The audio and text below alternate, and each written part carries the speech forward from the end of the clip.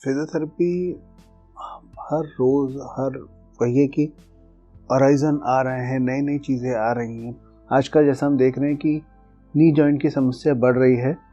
Knee joint के लिए एक तो नी के फ्रंट साइड के ऊपर की मसल्स और उसके बैक की मसल्स, जिसे हम क्वाड्रिसेप्स और हैमस्ट्रिंग कहते हैं।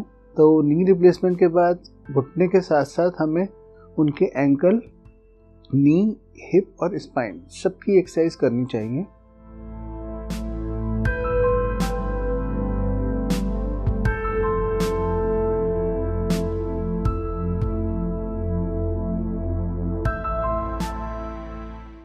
हेलो फ्रेंड्स, मैं दीपा मेहता एक बार फिर स्वागत करती हूँ आपका फोकस चैनल के बॉडी क्लॉक प्रोग्राम में। आज हम आए हैं आपके लिए एक नया टॉपिक लेके, जिसे हम कहेंगे घुटने में होने वाला दर्द। फिर चाहे वो कोई भी कारण हो, या उम्र हो, या विटामिन या कैल्शियम की कमी हो, या कोई एक्सीडेंट के कारण आपके घुटने में प्रॉब्लम आ गई हो। घुटने की समस्या आम लोगों में देखने को मिलती है और अब ये प्रॉब्लम कम एज के लोगों को भी होने लगी है। लेकिन अगर हम फिजियोथेरेपी की बात करें तो फिजियोथेरेपी से हम इस प्रॉब्लम को काफ़ी हद तक सॉल्व कर सकते हैं। कुछ ऐसी एक्सरसाइज जो हम रूटीन में अपने घर में करें, अपने ऑफिस में 2 मिनट निकाल के करें, तो इससे बहुत प्रॉब्लम्स को ठीक करने में हेल्प मिल सकती है। अगर आपकी समस्या बहुत ज़्यादा है और आपको फिजियोथेरेपी सेंटर जाने की ज़रूरत है, तो आप उसमें अपना टाइम वेस्ट ना करें और फिजियोथेरेपी सेंटर का सहारा ज़रूर लें। कुछ एक्सरसाइज फिजियोथेरेपी सेंटर में सिखाई जाती हैं, बताई जाती हैं। आप उसको लाइफ में कैसे आगे फॉलो करना है ये आप कर सकते हैं और अपने घुटने में होने वाली प्रॉब्लम से छुटकारा भी पा सकते हैं। नमस्कार, मेरा नाम doctor Nishant, head of the department physiotherapy at Prima super speciality hospital. आज हम जिस टॉपिक पे बात करने जा रहे हैं वो है knee joint, which is suppose to be a very important joint. बहुत ही इम्पॉर्टेंट जॉइंट है, क्योंकि जब भी हम खड़े होते हैं तो पूरे शरीर का भार हमारे स्पाइन, हिप्स और बॉडी का आधा वेट लेफ्ट नी, आधा वेट राइट नी पर जाता है। और आजकल जैसा हम देख रहे हैं कि नी जॉइंट की समस्या बढ़ रही है और आर्थराइटिस भी अर्ली एज ग्रुप में आना शुरू हो गया है और इसके साथ साथ जॉइंट रिप्लेसमेंट भी बढ़ गया है। सर्दियों की बात हम करते हैं तो बॉडी ओवरऑल स्टिफ होने लगती है। हमारी मूवमेंट कम होने की वजह से, हमारा ब्लड फ्लो कम होने की वजह से, और दूसरी चीज़ जो लोग होते हैं वो थोड़ा सा आलस भी करते हैं सर्दियों के अंदर एक्सरसाइज और बाकी सब चीज़ों के लिए। तो जो बॉडी के अंदर मांसपेशियां हमारी अकड़ी होती हैं, ब्लड फ्लो भी उस तरह से नहीं हो पाता, तो हमारी जो मसल्स की जो मूवमेंट होती है वो स्टिफ होने लगती है और उस वजह से हमारे घुटने के दर्द, स्टिफनेस और बॉडी के बाकी जगहों पर प्रॉब्लम बढ़ने लगती है। उसके लिए ज़रूरी है कि आप निरंतर अपनी एक्सरसाइज करते रहें, उचित खान पान का ख्याल रखें और अपना वेट ज़्यादा ना बढ़ने दें, क्योंकि सर्दियों के अंदर हमारा खान पान भी बढ़ जाता है और हमारा 1 किलो वेट बढ़ने का मतलब है हमारा 3 किलो स्ट्रेस जो है नी जॉइंट पे वो बढ़ जाता है। नी जॉइंट के लिए एक तो नी के फ्रंट साइड के ऊपर की मसल्स और उसके बैक की मसल्स, जिसे हम क्वाड्रिसेप्स और हैमस्ट्रिंग कहते हैं, दोनों ही साइड्स को हमें स्ट्रॉन्ग करना चाहिए ताकि जो वेट नी जॉइंट पर आ रहा है वो मसल्स उस वेट को ले सकें और जॉइंट के ऊपर कम वेट जाए। जैसे एक पैर को सीधा उठाइए, बिल्कुल सीधा रख के पंजे अपनी तरफ खींचिए, बॉडी को स्ट्रेट रख के काउंट कीजिए 1 2 3 4 5 6 7 8 9 10। रिलैक्स। इसी तरह से इस पैर को उठाइए, पंजा खींच के 1 2 3 4 5 6 7 8 9 10। रिलैक्स। 10 काउंट्स, एक बार इसमें एक बार इसमें, 3 से 4 सेट राइट में, 3 से 4 सेट लेफ्ट में, बारी बारी से करने से आप इस एक्सरसाइज को प्रॉपर तरीके से कर पाएंगे। दूसरी एक्सरसाइज में रोल टॉवल या हाथ रख के पंजे को न्यूट्रल रख के नी को नीचे प्रेस करना है और सिर्फ घुटने को प्रेस करना है, हिप से प्रेस नहीं करना। रिलैक्स। 3 से 4 सेकंड का hold, press, relax, press, relax. 20 से 25 बार आप एक पैर में करा के फिर इसी तरह से आपको दूसरे पैर में भी 20 से 25 बार आप इसको कर सकते हैं, जिससे आप अपनी नी के मसल्स को स्ट्रॉन्ग कर सकते हैं। तीसरा, लेट के पैर को सीधा रख के ऊपर उठाना और पंजे को अपनी तरफ खींचना। इस एक्सरसाइज से आपका नी और आपके हिप दोनों की ही मसल स्ट्रॉन्ग होती है और आपके जो बैक ऑफ द थाई है और बैक ऑफ द लेग है उनकी मसल स्ट्रेच होती है। अब जब हम कार ड्राइव करते हैं या अपने टू व्हीलर को ड्राइव करते हैं तो सर्विसिंग हम उसकी कराते ही हैं, चाहे उसमें कोई दिक्कत आए चाहे ना आए। दिक्कत आने के बाद कोई चीज़ करना ये ट्रीटमेंट पार्ट में आता है, मगर अगर दिक्कत आने से पहले हम कोई चीज़ कर रहे हैं तो वो प्रिकॉशंस के अंदर आता है। अगर हम कुछ एक्सरसाइजेज और थोड़ी सी अपनी एक्टिविटीज़ पहले से ही करते रहें तो हमें दिक्कत आएंगी ही नहीं। नी रिप्लेसमेंट जब लोगों को करना चाहिए या करा जाता है तो वो सिर्फ नी की ही प्रॉब्लम नहीं आती।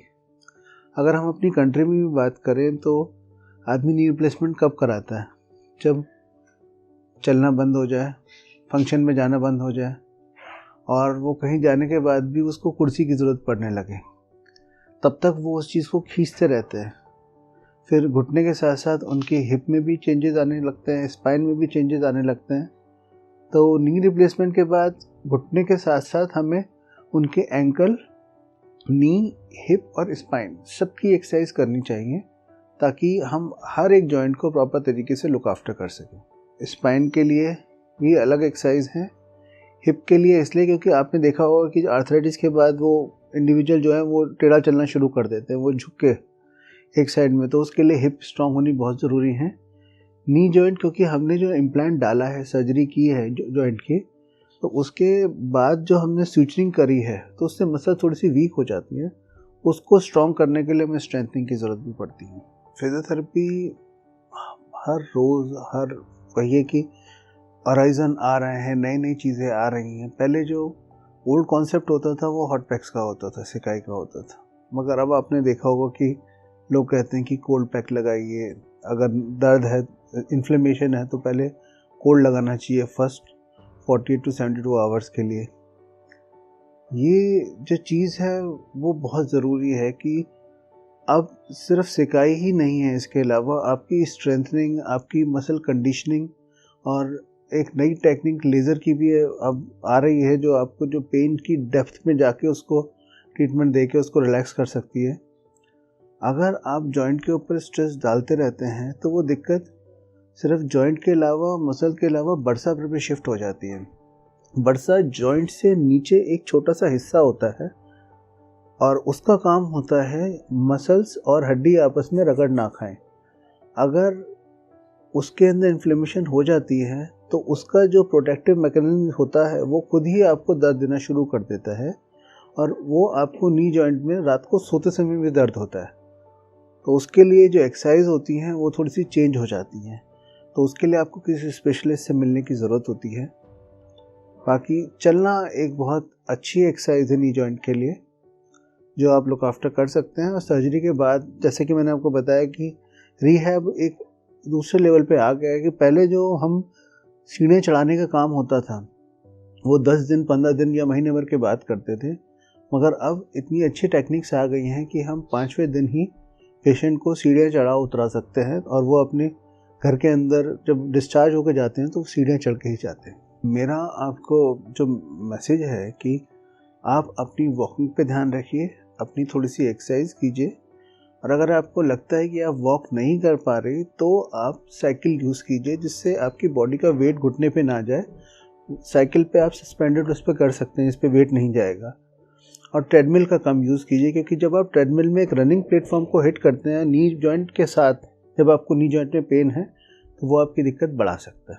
देखिए, बहुत छोटी छोटी चीज़ें हैं जो हमने आपको बताई हैं, आप इनका ख्याल रखेंगे तो आप थोड़ी थोड़ी एक्सरसाइज करने के साथ साथ अपने आप को बेटर कर पाएंगे।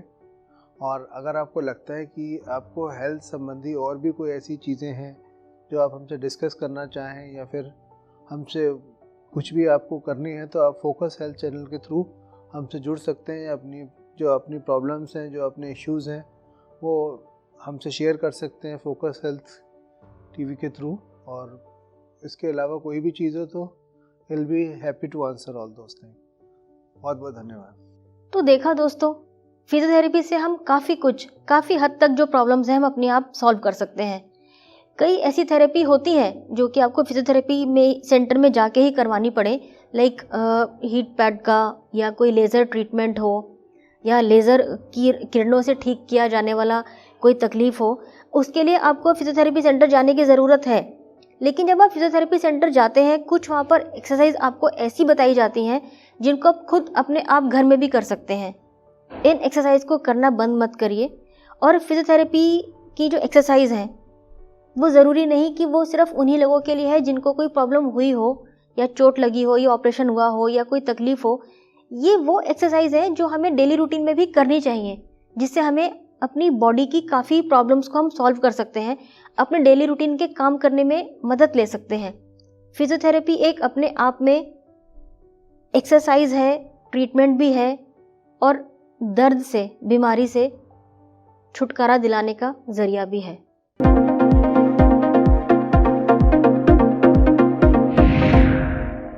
सेहत से जुड़ी ज़्यादा से ज़्यादा जानकारी हासिल करने के लिए देखते रहिए फोकस हेल्थ चैनल। किसी खास जानकारी के लिए कमेंट करें। फोकस हेल्थ चैनल को सब्सक्राइब, लाइक और शेयर करना ना भूलें। इसके साथ ही बेल आइकन को टच करें ताकि समय पर आपको सभी नोटिफिकेशन मिलती रहें।